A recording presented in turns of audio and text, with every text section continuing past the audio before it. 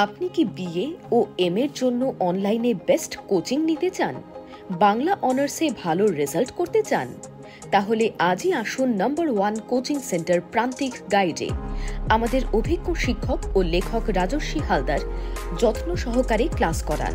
High quality notes ও 100% common suggestion. নমস্কার, প্রান্তিক গাইডে সবাইকে শুভেচ্ছা অভিনন্দন। আজ আমি নিয়ে এসেছি কলকাতা বিশ্ববিদ্যালয় first semester IDC political science suggestion. যারা মেজর এবং মাইনর যে সমস্ত স্টুডেন্টরা এমডিসি আইডিসি পেপার রেখেছো, এই আইডিসি পেপার পলিটিক্যাল সায়েন্স যাদের রয়েছে, আইডিসি পলিটিক্যাল সায়েন্সের সাজেশন। তোমাদের কোন কোন সাবজেক্টগুলো হোম সেন্টার হবে, কোন কোন সাবজেক্টগুলো অ্যাওয়ে সেন্টার হবে, তার একটা ভিডিও আমি পাবলিশ করেছি, তোমরা দেখে নেবে, লিঙ্ক ও ডেসক্রিপশন বক্সে পেয়ে যাবে। খুব গুরুত্বপূর্ণ হচ্ছে তোমাদের হোম সেন্টার এবং অ্যাওয়ে সেন্টারের পরীক্ষা। যে সাবজেক্টগুলো হোম সেন্টারে হবে, যে সাবজেক্টগুলো অ্যাওয়ে সেন্টার হবে, সেই অনুযায়ী তোমরা পড়াশোনা করবে। ফার্স্ট সেমিস্টারে কিন্তু একাধিক সাবজেক্ট, আমি প্রায় সমস্ত পেপারে সাজেশন দিয়ে দিয়েছি, তোমরা সংগ্রহ করবে, চ্যানেলের সঙ্গে থাকবে এবং বন্ধুদের শেয়ার করবে, সাবস্ক্রাইব করবে। আর যারা নোটস নিতে চাও আইডিসি পেপারে, বলবো স্বল্প পারিশ্রমিকের নোটস পেয়ে যাবে। এবং যারা অনলাইন ক্লাস করতে চাও, অনলাইন ক্লাসের জন্য যোগাযোগ করবে, অবশ্যই ক্লাস পেয়ে যাবে। তাহলে আজকে দিয়ে দিচ্ছি আমি আইডিসি পলিটিক্যাল সায়েন্সের সাজেশন। এই পেপারে দুটো মডিউল রয়েছে।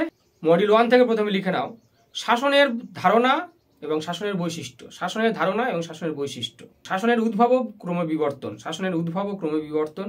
পরের প্রশ্ন লেখো সুশাসনের ধারণা, ভারতের সুশাসনের ক্ষেত্রে কি কি চ্যালেঞ্জ অথবা অন্তরায়গুলো রয়েছে তা আলোচনা করো। ভারতের সুশাসনের ক্ষেত্রে কি কি চ্যালেঞ্জ বা অন্তরায়গুলো রয়েছে সে সম্পর্কে আলোচনা করো। রাষ্ট্রের ধারণা দাও এবং রাষ্ট্রের প্রকৃতি সম্পর্কে আলোচনা করো। রাষ্ট্রের ধারণা দাও এবং রাষ্ট্রের প্রকৃতি সম্পর্কে আলোচনা করো। সিভিল সোসাইটি বা নাগরিক সমাজ বলতে কি বোঝো? সিভিল সোসাইটি বা নাগরিক সমাজ বলতে কি বোঝো?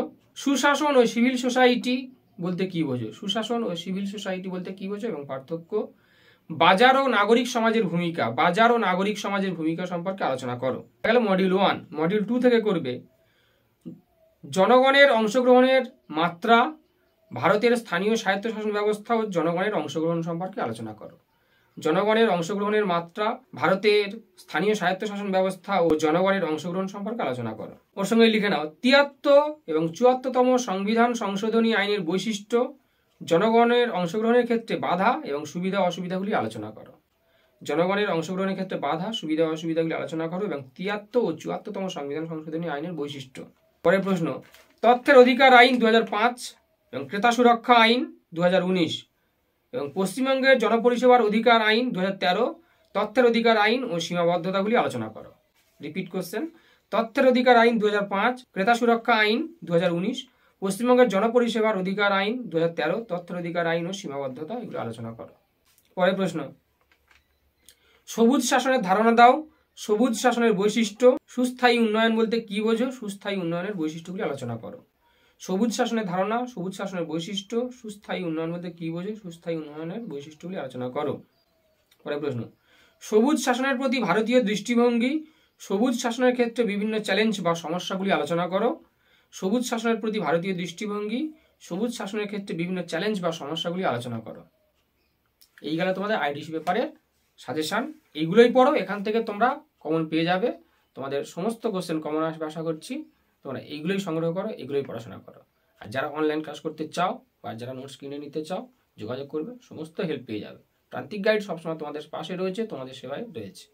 তাই নির্দ্বিধায়ভাবে যোগাযোগ করবে, ডেসক্রিপশন বক্সে দেওয়া ফোন নাম্বারে, অবশ্যই সমস্ত কিছু হেল্প পেয়ে যাবে।